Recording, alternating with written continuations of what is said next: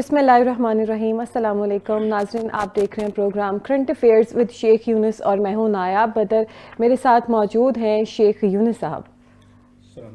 وعلیکم السلام جی شیخ صاحب، سب سے پہلے میں اپنے ناظرین کے ساتھ ٹاپکس جو ہیں وہ ڈسکس کرتی چلوں کہ آج ہم کن موضوعات پر بات کریں گے۔ ہم بات کریں گے ایران میں ہونے والے مہنگائی کے خلاف مظاہرے اور ہلاکتیں۔ مظاہرے تو سمجھ آتے ہیں، ہلاکتیں کیوں ہو رہی ہیں۔ دوسری ہم بات کریں گے جنرل فیض کے میڈیا ونگ کے ڈیجیٹل دہشت گردوں کو سزائیں اب اور کون پکڑا جائے گا۔ اس کے علاوہ بات کریں گے وزیر اعلیٰ کے سہیل آفریدی کے سندھ وزٹ کے مقاصد کیا ہیں، اور 31 دسمبر کو شہزاد اکبر کے گھر پر حملے کی جو ہے اصل حقیقت کیا ہے، حقائق کیا ہیں، اس پر بات کریں گے۔ افغانستان میں ڈرونز حملوں کی اصل حقیقت سامنے آ گئی ہے، ڈرونز حملے کون کروا رہا تھا، بھارتی فوجی کیمپ کا اسلحہ ڈیپو تباہ، اربوں ڈالر کا نقصان، بھارت نے کس پر الزام لگایا۔ اس کے علاوہ بات کریں گے چائنا میں ون چائلڈ پالیسی کا خاتمہ، وجہ کیا بنی۔ آخر یہ پالیسی تو بڑی سٹرکٹ تھی کہ جو ہے ایک بچے سے زیادہ آپ بچے نہیں پیدا کر سکتے ہیں۔ اور اس کے علاوہ ہم پاکستان کے حوالے سے بات کریں گے، کیا ملک میں نئے صوبے یا ایڈمنسٹریٹو یونٹ بن سکیں گے، اور چارٹر آف فرینڈشپ کے لیے کون کون سی جماعتیں تیار ہیں۔ ان موضوعات پر بات کریں گے، اصل حقائق سامنے رکھیں گے شیخ یونس صاحب۔ شیخ صاحب، سب سے پہلے مجھے یہ بتائیے گا کہ ایران میں ہونے والے مہنگائی کے خلاف مظاہرے اور ہلاکتیں، مظاہرے کرنا ہر جو ہے عوام کا حق ہوتا ہے، اگر کوئی ان کو بات سمجھ نہیں آتی ہے یا جو ہے وہ سمجھتے ہیں کہ یہاں پہ بولنا چاہیے، ہمارا حق ہے، لیکن ہلاکتوں کی کیا وجہ ہے؟ بہت شکریہ نیاب۔ اچھا، یہ جو یہ جو ایران والا معاملہ ہے یہ اس وقت بڑا کشیدہ ہوتا ہوا جا رہا ہے۔ آج ہم اس پروگرام میں یہی ڈسکس کریں گے کہ ایسا کیا ہو گیا ایران کے اندر، وہی عوام جو ہر محاذ پہ ایران کی حکومت کے ساتھ کھڑی ہوئی نظر آتی تھی، اور وہی عوام جو ان کے سپریم لیڈر ہیں آیت اللہ خامنائی، ان کے ساتھ بالکل کندھا با کندھا، شانہ با شانہ وہ ہر محاذ پر ان کے ساتھ لڑتی ہوئی نظر آتی تھی۔ ایسی کیا ہو گئی کہ اسی عوام کو اپنے سپریم لیڈر کے خلاف نکلنا پڑا، اور اسی عوام نے سڑکوں پر نکل کر سپریم لیڈر آیت اللہ خامنائی کے خلاف ڈیتھ ٹو ڈکٹیٹر کا نعرہ لگایا۔ یہ سارے حقائق ہم جانیں گے کہ یہ ایسی کیا وجہ بن گئی کہ ایران کی حکومت کے خلاف، ایران کے سپریم لیڈر کے خلاف، ایران کی مذہبی جماعتوں کے خلاف، پاسدارانہ انقلاب کے خلاف انہی کی اپنی عوام نکل کر کھڑی ہوگی۔ اچھا نیاب، اس کو ہم تھوڑا سا اگر ہسٹری میں ہمیں جانا پڑے گا تو ابھی جو موجودہ جو سچویشن ہوئی ہے، یہ جو معاملہ شروع ہوا ہے، یہ تہران کے اندر ایک گرینڈ بازار ہے، وہاں ایک علاؤدین شاپنگ سینٹر ہے۔ علاؤدین شاپنگ سینٹر ہے، بڑا مشہور شاپنگ سینٹر ہے، تہران کے اندر ہے یہ۔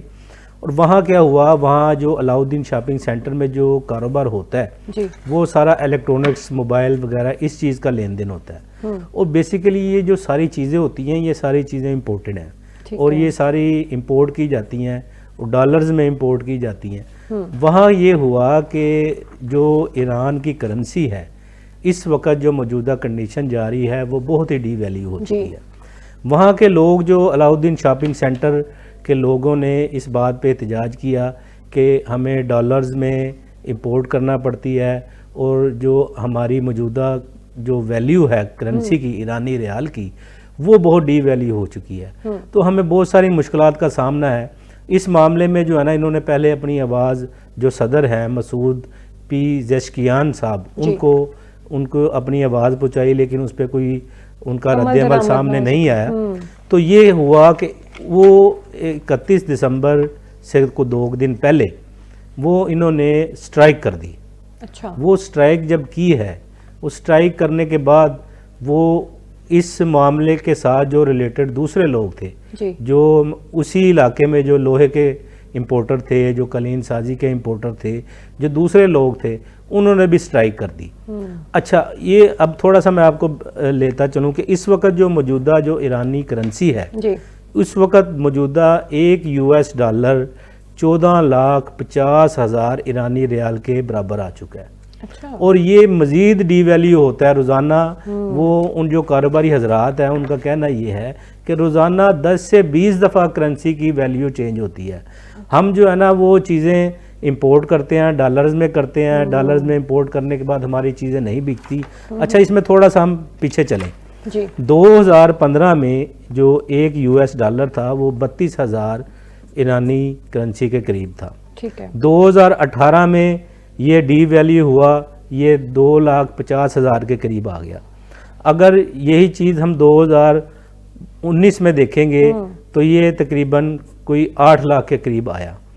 اور 2026 میں اس وقت جو موجودہ کنڈیشن ہے 14,50,000 ایک ایرانی کرنسی جو ہے نا, 1 روپیہ ان کا, تو وہ ایک US ڈالر کے برابر ہے.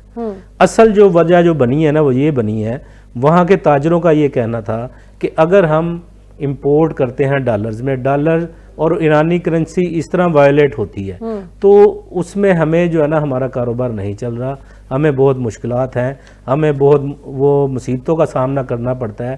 تو اس کا جو ہے نا وہ سدباب کیا جائے. اچھا میں مسعود صاحب جو ان کے صدر ہیں, میں ان کے بھی تھوڑی سی چیزیں وہ کہتا چلوں. تھوڑے دن پہلے وہ ایک یونیورسٹی میں گئے تھے, وہاں کے یونیورسٹی کے طلبہ سے انہوں نے خطاب کرتے ہوئے یہ کہا کہ میں کچھ نہیں کر سکتا. اور یہ اون ریکارڈ بات ہے اور یہ میڈیا کے سامنے انہیں کی ہے. یہ ایران کے پہلے صدر ہیں جو اتنا برملا اپنی جو ہے نا وہ اپنی بے بسی کا اظہار کرتے ہیں. اور تھوڑے دن پہلے انہوں نے افسران کے ساتھ اپنی ایک میٹنگ کی. افسران میٹنگ میں بھی کہا انہوں نے کہ یہاں حکومت نام کی کوئی چیز نہیں ہے اور آپ نے جو کرنا ہے آپ نے خود کرنا ہے, اپنے بلبوتے پہ کرنا ہے. وہ یہ پہلے صدر ہیں, یہ جو مسعود صاحب ہیں یہ پہلے صدر ہیں جو آ کے برملا یہ اظہار کر رہے ہیں کہ میرے ہاتھ میں کچھ نہیں ہے. اچھا اس کے بعد جو ہے نا انہوں نے اس پہ یہ اس معاملے پہ انہوں نے ان کے جو گورنر اسٹیٹ بینک تھے وہ رضا فردین صاحب تھے. 30 دسمبر کو انہوں نے گورنر اسٹیٹ بینک سے یہ معاملے کی نزاکت کو سمجھ چکے تھے کہ اب معاملہ جو ہے نا وہ آؤٹ آف کنٹرول ہو رہا ہے, ہاتھ سے نکلتا جا رہا ہے اور یہ معاملہ پھر بعد میں کنٹرول نہیں ہوگا. 30 دسمبر کو جو مسعود صاحب ہیں جو ایرانی صدر ہیں, انہوں نے وہاں کے جو سینٹرل بینک کے گورنر ہیں وہ رضا فردین صاحب, ان سے انہوں نے ملاقات کی, بڑی ڈیٹیل میں میٹنگ کی. تو ان کو مسعود صاحب کو ان کی کوئی باتیں سمجھ میں نہیں آئی. وہ اصل میں پرانے لوگ تھے, وہ پرانے جو آج کل وہ ایک وہ ٹرینڈ چل رہا ہے بلوم کا, آپ کو ہاں بلومرز کا, وہ پرانے لوگ تھے. وہ اب انہوں نے کیا کیا پھر 30 دسمبر کو گورنر اسٹیٹ بینک کو ان کے عہدے سے فارغ کیا. ان کی جگہ پہ ایک عبد الناصر صاحب ہیں, ان کو 30 دسمبر کو اپوائنٹ کیا گیا. پھر عبد الناصر نے ان لوگوں سے بھی میٹنگ کی 31 دسمبر کو, ان کو سمجھانے کی کوشش کی, لیکن معاملات اس نہج پہ آ چکے تھے, اس طرح آگے نکل چکے تھے, لوگوں کو سانس لینا مشکل ہو رہا تھا, لوگوں کا گزر بسر مشکل ہو رہا تھا. تو لوگوں نے پھر جو ہے نا وہ احتجاج کیا. اب وہ ہڑتال جو ہوئی ہے وہ پھر ایران کے تقریباً آپ کہہ لیں کہ 31 صوبے ہیں. اس وقت جو 17 صوبوں کے اندر جو ہے نا اس وقت سٹرائک جاری ہے, اس وقت جو ہے نا وہ مظاہرے جاری ہیں اور پرتشدد مظاہرے جاری ہیں. اچھا اس وقت جو سب سے زیادہ مظاہرین اور سیکورٹی فورسز میں جو جھڑپ ہو رہی ہے نا وہ ایران کا ایک کم شہر ہے, وہاں جو ہے نا حالات سب سے زیادہ خراب ہیں. اور ان جھڑپوں میں, ان مظاہروں میں مظاہرین کے درمیان اور سیکورٹی فورسز کے درمیان ابھی تک 6 لوگ مارے جا چکے ہیں. اب وہ 6 لوگوں کا مارا جانا, اور جو سیکورٹی فورسز ہیں ایران کی, انہوں نے یہ دعویٰ کیا کہ 50 کے قریب جو لوگ ہیں نا وہ بھی گرفتار کیے گئے ہیں. اچھا میں جو صدر صاحب ہیں ان کا تھوڑا سا میں آپ کو تھوڑا سا بتاتا چلوں. یہ تقریباً ان کو 1 سال ہی ہوا ہے ان کو صدارت کا عہدہ سنبھالے ہوئے, لیکن جب سے انہوں نے بیچاروں نے یہ صدارت سنبھالی ہے تو ان کے لیے مشکلات کے آنے والا ہر دن جو ہے نا وہ مشکلات در مشکلات جو ہے نا وہ پیدا کرتا جا رہا ہے. جب انہوں نے 2025 میں جس دن حلف لیا اس دن اسی دن جو حماس کے لیڈر تھے اسماعیل ہانیہ صاحب، جی اسی دن کا ان کا جو ہے نا وہ ان کو شہید کیا گیا ایران کے اندر. جس وقت اسرائیل نے ان پہ ایران کے اوپر اٹیک کیا، یہ ایک بنکر میں تھے، یہ بہت مشکل انہوں نے جان بچائی. اچھا ایک اور میں بات کرتا چلوں، انہوں نے میڈیا پہ آ کے بڑا برملا یہ کہا ہے کہ احتجاج کرنا ان لوگوں کا حق ہے، اگر کوئی پرامن احتجاج کرتا ہے تو ہمیں اس پہ کوئی اعتراض نہیں ہے. لیکن بیسیکلی اصل میں وہاں جو ہے نا کوئی صدر کا جو آپ کہہ لیں کہ جو عہدہ ہے نا وہ سمجھے کہ اس کی کوئی سنتا نہیں ہے، جسٹ فارمیلٹی ہے وہ. پھر جب پولیس اور فوج جو ہے نا وہ صدر کی نہیں سنتی، وہاں جو سپریم پاور ہے نا، جو سپریم پاور ہے سمجھے DDO پاور ہے، وہ جو ان کے سپریم لیڈر ہیں آیت اللہ خامنائی، ان کے پاس ہے. پولیس بھی ان کے کنٹرول میں ہے اور اس کے بعد جو ہے نا فوج بھی ان کے کنٹرول میں ہے. اور وہاں کے ایک اور پاور ہے وہاں، علی لاریجانی صاحب ہیں جنہوں نے پاکستان کا بھی دورہ کیا، وہ سیکٹری ہیں ایران کی سپریم نیشنل سیکورٹی کونسل کے. جی ان کی بھی بات سنی جاتی ہے. وہ آیت اللہ خامنائی کے بعد وہ ہیں، ان کو کوئی پاورفل مین مانا جاتا ہے. اس کے بعد جو ہے نا وہ صدر صاحب ہیں. تو وہ صدر صاحب نے جو ہے نا مسعود صاحب نے تو برملا آ کے یہ کہا ہے کہ جی وہ میری بات نہ پولیس سن رہی ہے نہ فوج سن رہی ہے، یہ مظاہرے کرنا ان کا حق ہے. اچھا میں تھوڑا سا ان کے جو ہے نا ریزرو جو ہے نا ان پہ تھوڑا سا بات کروں کیونکہ وہ ضروری ہے. وہ اس کے بغیر جو ہے نا وہ ہمارے جو یہ بھائی ہیں دوست ہیں ان کو یہ چیزیں سمجھ نہیں آئیں گی. جو ایران کی اس وقت GDP ہے وہ $400 بلین ہے. جی جو آپ اس کے مد مقابل دیکھیں اگر سعودیہ کو، ہمارے جو سعودی بھائی ہیں ان کے پاس بھی تیل کے ریزرو اتنے ہی ہے جتنے ایران کے پاس ہیں. مثلا ایران تیل کی دولت سے اتنا مال و مال ہے کہ وہ جتنے سعودیہ کے پاس ریزرو ہیں اتنے ہی جو ہے نا وہ ان کے پاس ہے. اور اس کے بعد ان کو پلس پوائنٹ ایک یہ ہے، ان کے پاس جو ہے نا گیس کے ریزرو بھی بہت زیادہ ہیں. اچھا اتنے زیادہ گیس کے ریزرو ہیں کہ یہ دنیا کا دوسرا بڑا ملک ہے جس کے پاس گیس کے ذخائر موجود ہیں. اور ایران کی آبادی جو ہے نا اس وقت ترکی کے برابر ہے. اب ان کی GDP 400 بلین ہے، سعودیہ کی جو اس کی جو GDP ہے وہ $1 ٹریلین ہے. اب یہ دیکھیں نا کتنا ڈیفرنس ہے دونوں میں. اب ہوا یہ ہے کہ جس وقت یہ معاملات چل رہے تھے 1979 میں، جس وقت یہاں کے جو صدر تھے وہ پہلوی صاحب، جب ان کا تختہ الٹا گیا، جب ان کا تختہ 1979 میں الٹا گیا اس وقت یہاں کے تاجروں نے ان کا تختہ الٹا تھا. اس وقت کے جو سپریم لیڈر تھے آیت اللہ خمینی، ان کو جب وہ پہلی دفعہ باہر سے بلایا گیا مذہبی طور پہ، یہاں جو انقلاب آیا پاسدارانہ انقلاب کا، اس وقت وہ تاجروں کے خرچے کے اوپر ہی ان کو وہاں سے باہر سے بلایا گیا. یہاں کے لوگ، یہاں کے جو سارے جو کمیونٹی ہے وہ مذہبی تاجر برادری بھی، دوسری بھی وہ ایک مذہبی طور پہ جو ہے نا وہ ایک جو ہمارے شیعہ کمیونٹی ہے، شیعہ جو بھائی ہیں ہمارے، یہ اس سے ریلیٹ کرتی ہے. اس وقت جو ان کی جو علی پہلوی صاحب تھے، ان کی جو تھی جو بھی خارجہ پالیسیز تھی یا جو بھی ان کا وہ جو بھی حکومت کرنے کا طریقہ کار تھا وہ ایک ویسٹرن طریقہ کار تھا. وہ یورپ کو، ویسٹرن کو، امریکہ کو فالو کرتے تھے. اب وہ ان لوگوں نے ان کا تختہ اسی لیے الٹا تھا اور آیت اللہ خمینی صاحب کو اسی لیے لے کے آئے تھے کہ یہاں ایک مذہبی ٹچ دیا گیا ہے. اور یہ اس وقت کا اگر آپ تاریخ اٹھا کے دیکھیں تو وہ آپ کو یہ بڑا واضح طور پہ نظر آئے گا کہ اس وقت کے جو صدر صاحب ہیں اس کا تختہ الٹنے میں اور جو خمینی صاحب کو باہر سے لانے میں، اور خمینی صاحب کو باہر سے لانے میں جو پلین جو لایا گیا یا جو بھی اخراجات ہوئے وہ یہاں کے تاجروں نے کیے تھے. اب یہ تاریخ جو ہے نا 1979 میں یہ آئے ہیں. 1980 میں جو ہے نا آپ کو یاد ہوگا وہ عراق میں صدر صدام حسین نے اپنا وہ اقتدار سنبھالا تھا. اس کے بعد جو ہے نا ان کی اور ایران کی جنگ ہو گئی. جب عراق میں صدر صدام حسین نے اپنا اقتدار سنبھالا وہ بیسیکلی ریلیٹڈ تھے سنی عقیدے سے، تو یہاں وہ وہاں کے جو شیعہ بھائی تھے، جو شیعہ جو لوگ تھے وہاں، ان کو یہ خطرہ لاحق ہو گیا کبھی ایران ان کی سپورٹ کرے اور میرا تختہ الٹ دیا جائے. تو وہ اس سلسلے میں جو ہے نا وہ انہوں نے 1980 میں ایران پر حملہ کیا.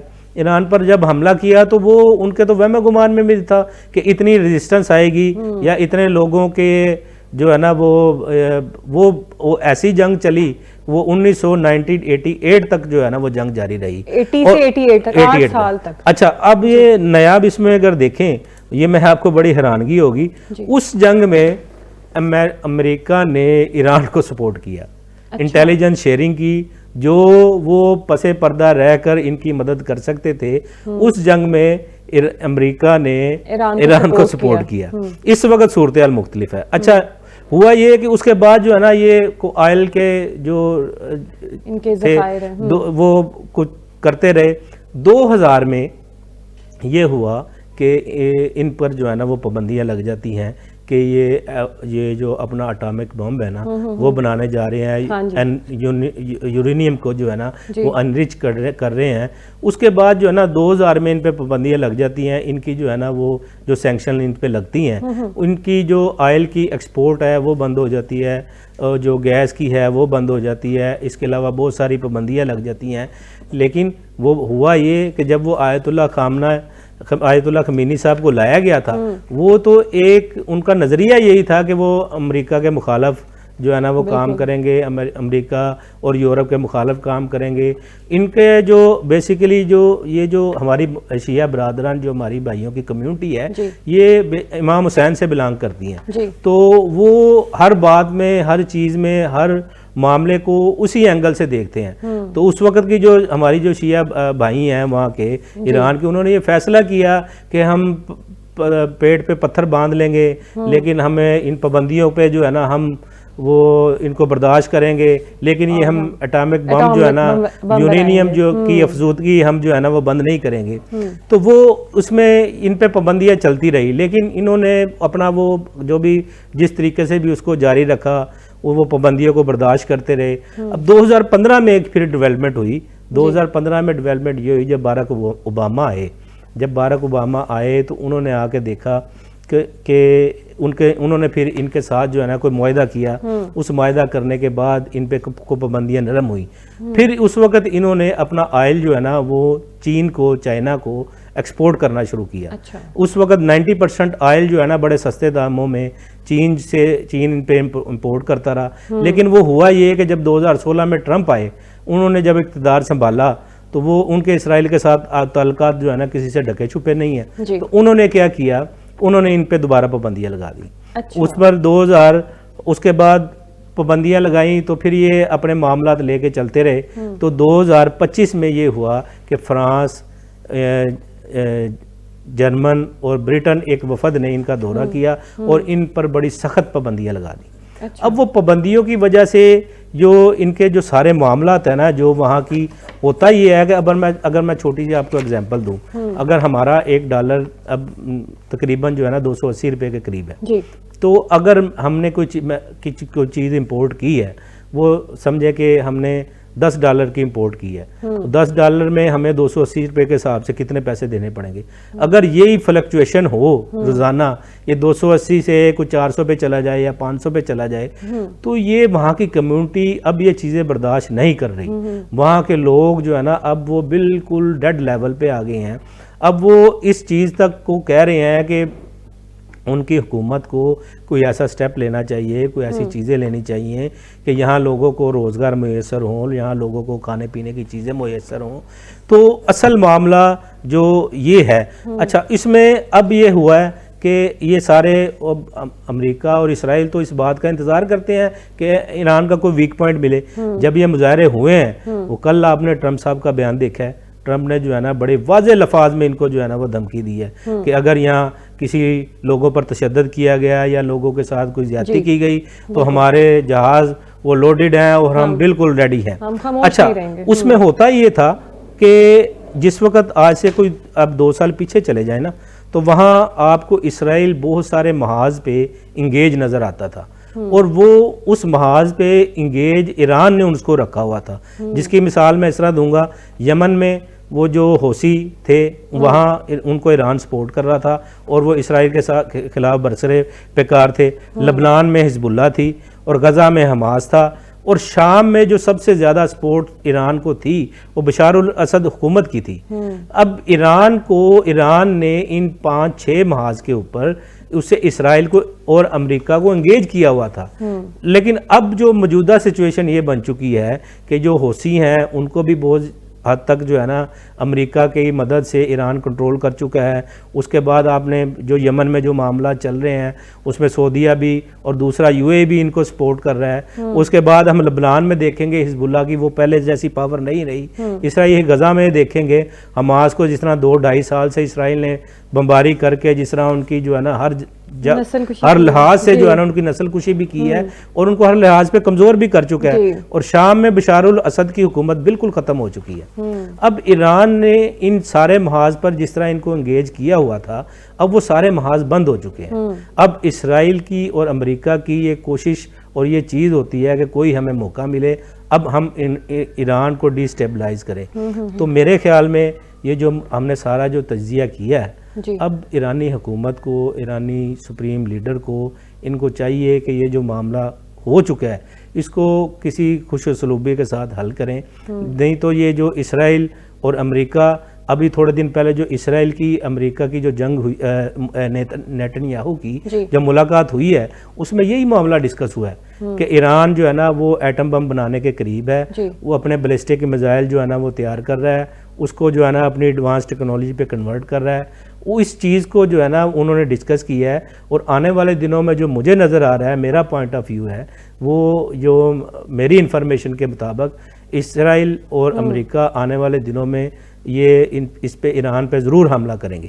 اب یہ بات دیکھنے والی بات ہے کہ اب وہاں کی عوام کا کیا رد عمل ہوگا. سر جس طریقے سے آپ نے یہ کہا عوام جس طرح ایران کے ساتھ ہمیشہ سے کھڑی رہی ہے لیکن یہاں پہ تو عوام کو خلاف کرتی ہے حکومت کے بھی اور جو ان کی یہ سپریم پاورز ہیں ان کے خلاف بھی. یہ تو پھر بڑا ایران کے لیے مسئلہ بن جائے گا. نیا میں جس طرح میں نے آپ کو بتایا ہے کہ اس وقت وہاں بڑی کریٹیکل کنڈیشن ہے مہنگائی کے حوالے سے.